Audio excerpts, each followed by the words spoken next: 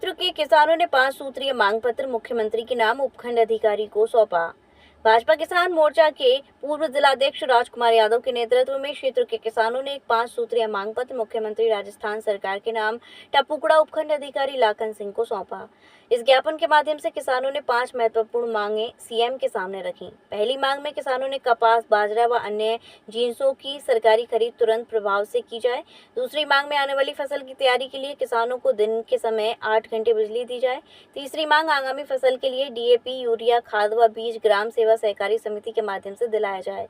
चौथी मांग तहसील टपुकड़ा में तहसीलदार की नियुक्ति की जाए। पांचवी मांग में टपुकड़ा कस्बे के ग्रामीण क्षेत्रों में मच्छरों के कारण डेंगू, मलेरिया, वायरल बुखार तेजी से फैल रहा है, अतः फॉगिंग करवाई जाए।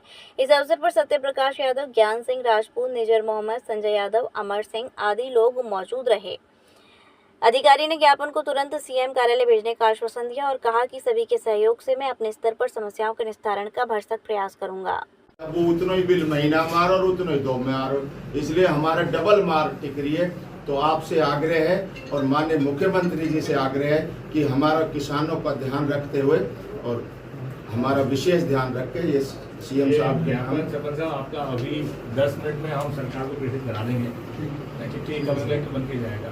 और आपने जो फॉगिंग वाली बात की, आप ये तो अवगत पूरा मेरी जानकारी में है ये हमारी नगर पालिका के टेंडर रिसेंटली अभी हुए हैं, तो सफाई का टेंडर कर दिया है। ईओ मैडम के साथ मेरा लगातार कोऑर्डिनेशन हो रहा है, इस रिगार्डिंग चर्चा कर लेंगे और 1-2 रोज में इसमें भी पॉजिटिव बदलाव भी कर देंगे। डीएपी की ज्यादा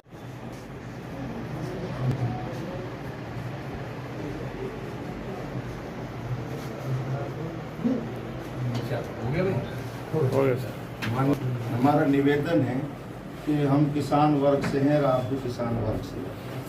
हमारी मुख्य मांग है कि हमारी जो बाजरा और कपास की जिन्स की फसल अब है उस पर सरकार सरकारी खरीद नहीं कर रही है।